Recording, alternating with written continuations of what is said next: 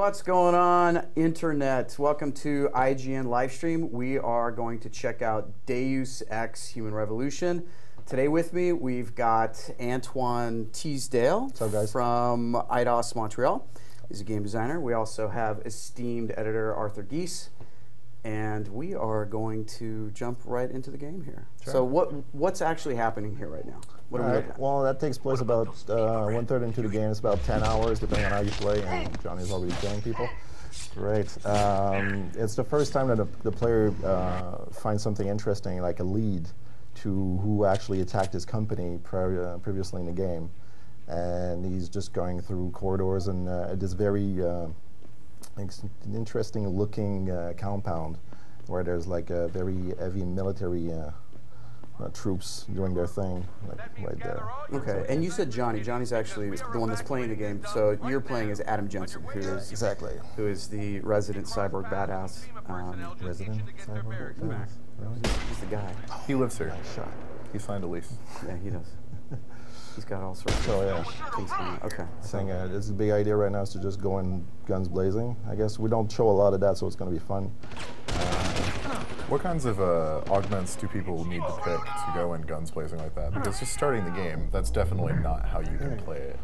Well, it's choice and consequence. When you want to go guns blazing, you do as you want. Hey, you got EMP, nice. One of the major augments to use, I think, as a big recommendation, is the thermal plating. It's basically like a physical shield for you, and there's multiple levels of it. But technically speaking, it's the best first line of defense against bullets and missiles and whatnot. Mm-hmm. Now, for people who haven't been keeping up on Human Revolution, which is totally insane because the game comes out in less than 2 weeks, right? Yeah, what's up? Anybody? What's the actual release date? It's August 23rd. August 23rd on Xbox 360, PS3, and PC.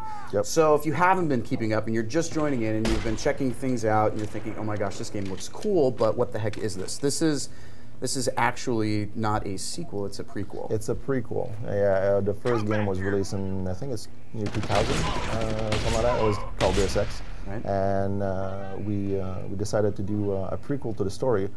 I think the main idea with doing a prequel actually was to tell the story of how everything happened in the first game. Because it's so far in the future, it's got a bit of a Star Trek syndrome. It's just like heavy technology, so we wanted to go back and look at how things really unfolded, all the conspiracies, all the main characters, who decided what and why, and one of the major things was the augmentation. It's more like cybernetics at this point. It's more robotics, so it's not nanotechnology yet, like you see in the first game. So it's very much straightforward in technology at this point. Gotcha. Cool. That answers your question. Yeah. Yeah, that was really good. Actually, you sound like you've worked on the game, so A little bit. That's good. Okay, so what's happening now? It looks like we cleared the room of goons. Yeah, keep talking and not Now we're really gonna watching the TV. But actually, yeah, he cleared a big room. We call it like the interrogation room. It's like a huge place where prisoners get interrogated and you sort of go through it and update it on the mission. Like right now, Frank Pritchard is giving more updates on Jensen through his info-link system. It's basically in his head. And you gotta have to unlock that. And the main goal of this mission at this point is that you sort of came face to face with the main bad guys, let's say. And through that, you saw the guy that was killing everyone in your job and actually put you to almost killed you. And now you're on the track and you're actually right there. And as you follow them through this compound, this sort of structure, you actually unravel a bit of their preparation, because they're a big organization and they're really preparing for something pretty bad that we just saw in big corridors with big box guards and the storage units and stuff like that. So you're just running after one of the guys, which is coming up right now. I think it's the first time more than the first time we show this. So. Okay. So this is never before seen footage. Oh. We're about to check out. Be quiet while the drama unfolds. But it's awesome. Let's footage. Yeah, it's all. So there we go. Facing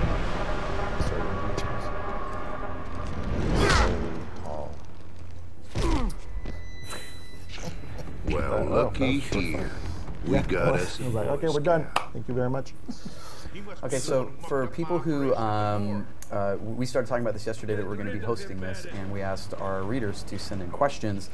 We asked them to tweet at IGN with a question to hashtag Deus Ex, and so we'll read one of those. This kind of like plays into what we were just looking at. At Quicksand Buddy, also known as Jared, asked, in Human Revolution, is it possible to use stealth through each level? Yeah, it is possible through each level. The only limits we have to this is through, for example, the boss fights like this, because there are very important story elements to it, and we wanted to sort of surprise the player a bit and take him, you know, on a new angle. And so we sort of need to fight these guys, because it's part of the story. You need to sort of get answers and stuff, and you can't just go past them because you're not going to get any answers and information to move on the story. And so you can't sneak past this guy, basically. No, unfortunately. Well, you can use stealth as much as you want, but you can, you know. But you can't be like, I'm just gonna sneak my way out of this room and avoid the boss fight altogether. Exactly. They know you're there. It's not like you actually sneak into the room and, you know, you could have surprised them. They actually know you're there, so you have to fight them. So, as someone who's currently playing through this for review, as a player who wants to sort of take the more stealthy, like, roundabout way through levels, like a lot of hacking, a lot of going through ducts, which are definitely back in the game.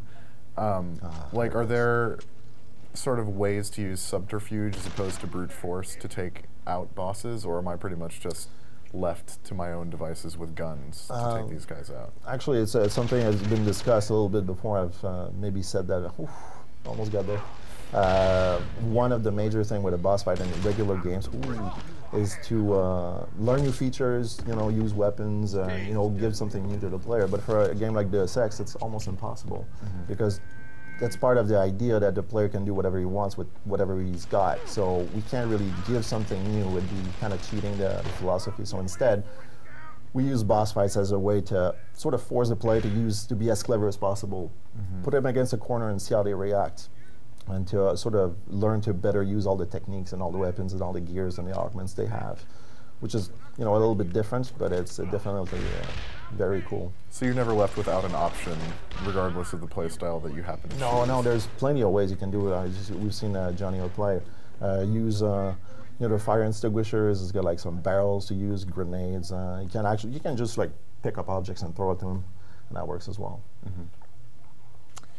Cool. And just to be clear, so for everybody that were reading their questions, they're actually going to win a copy of the game, which is awesome. Really? So we appreciate everybody that sent us tweets asking to ask you questions. There were a lot of them. We had to cut them down just to work our way through them. So another question here, and we touched on this a little bit. This is from H.T. Siosen, and if I slaughter your name, my apologies, but Heinrich T. Siosen asks, does Human Revolution tie in with the original games? If so, how and when does it happen in the timeline? Yeah, it does.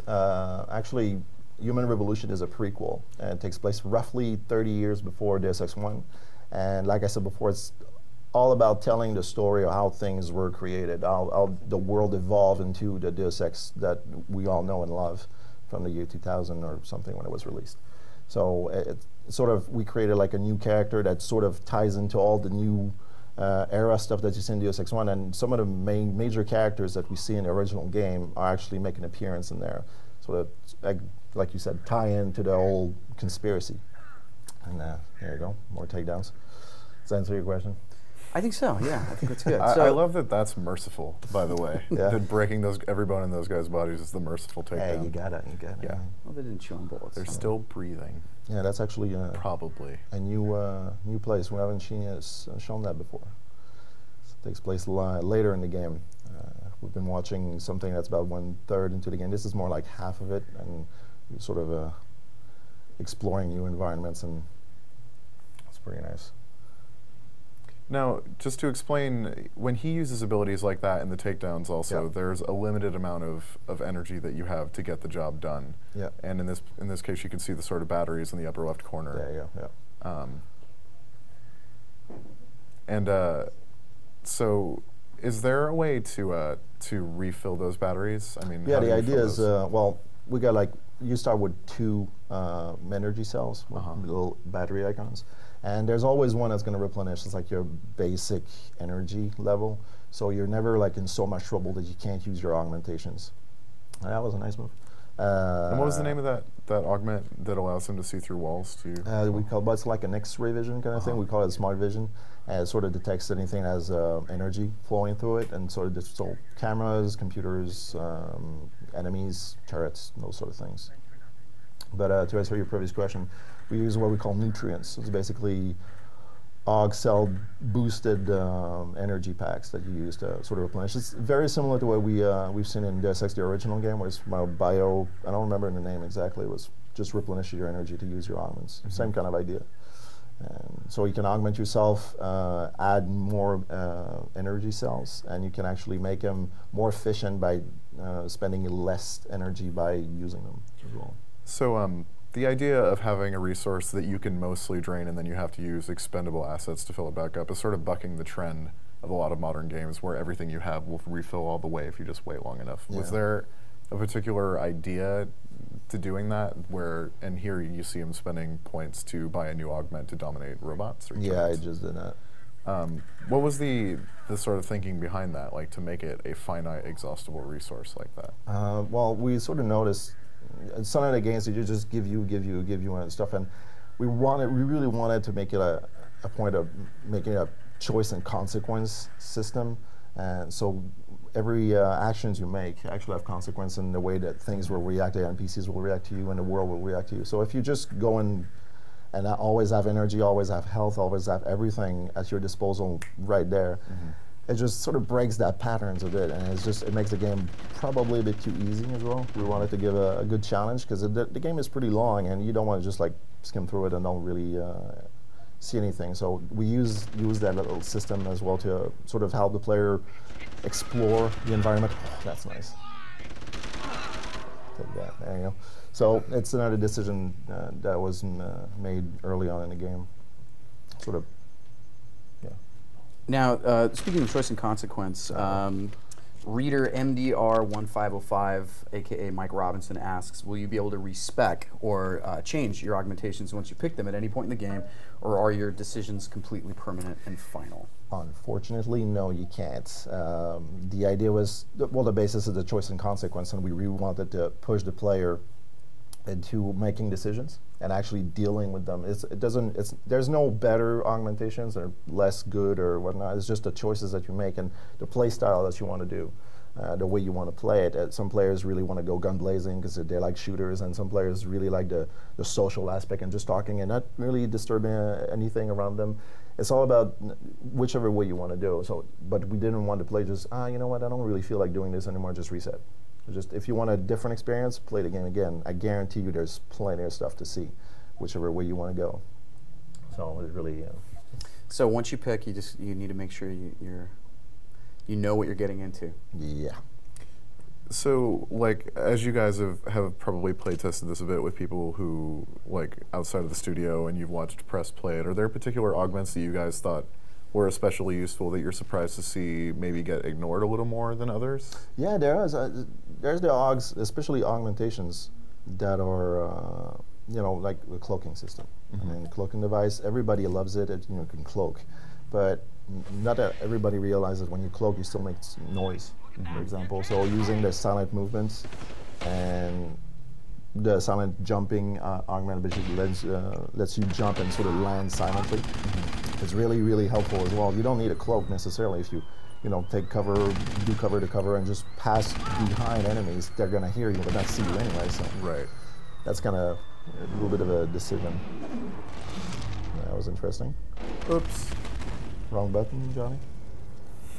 It happens. Yeah, it happens.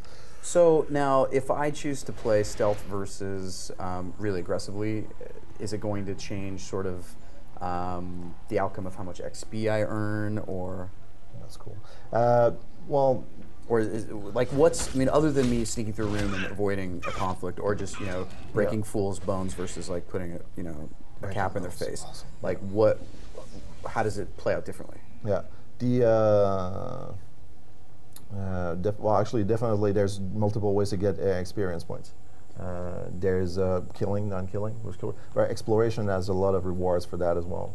You do if you find alternate ways into buildings or stuff like that, it will help you gain extra points if you hack For example, hacking will give you a lot of points. Just hacking gives you a little bit of experience points. But there's like what we call data stores that you can get experience points and other goodies of some kinds. There's a social aspect as well. If you talk to people, there's side quests. When you start playing a game and you figure out like there are people that need help, it's all tied into the story. These will also give you experience points. So you could go not killing anyone, not touching anyone, and you'll still get a lot of experience points that way. Cool. Speaking of side quests, and even you said a second ago that the game's long, at Supercharger, aka Sam Glick, asks, how big is Deus Ex Human Revolution going to be in terms of side quests, leveling up, all that good stuff? That's a very good question, actually. Well, in terms of length of the game, I think we've put it around 30 to 35 hours, more or less. That's doing almost everything. I think JF, our game director, played it maybe like 2 months ago or something, and he said like 35 hours, and he didn't do everything, but he's kind of nuts for that. As soon as the side quests are different locations you go through, we have 2 major city hubs that we revisit, and I think there's almost just something like 10 side quests you can do, 8 to 10. I don't remember exactly the number because they've changed a lot over the course of production, but they're all tied into the game, and they're not like just go fetch my cat or buy some groceries for me. It's more look into things. It's detective work and information gathering and talking to people, helping some people, and there's always choices. You can kill, not kill. Sometimes you have 2 people that you need help, but you have to choose who. Those sort of things. So it's all part of the game as well. And those sort of things will affect sort of the outcome of your gameplay versus like if I had made different decisions as we were going through. Yep, absolutely. It would be characters, a different game. So yeah, some characters cool. come back. So that's it. Awesome. Well, I think that's it for now. For everybody that wrote in and tweeted us, we certainly appreciate it. For those of you who we read your questions on the air, we will be getting in touch and sending you a free copy of the game on your platform of choice. For now, I have been Casey Lynch, Editor-in-Chief of IGN. Thank you so much, Antoine Teasdale, for joining us, and Arthur, as always. For all of your Deus Ex Human Revolution, keep it tuned to IGN.com.